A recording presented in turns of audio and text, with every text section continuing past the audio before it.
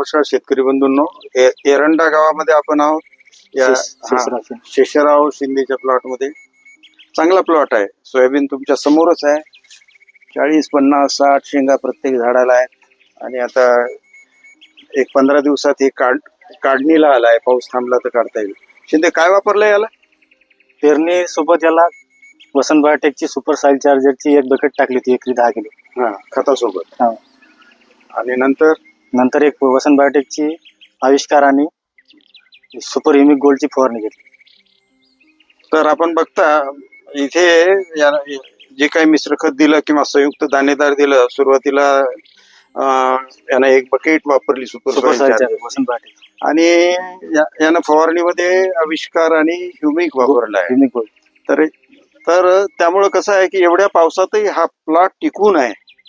पावसाचा फार परिणाम नाही झाला. शेंगाची संख्या चांगली आहे.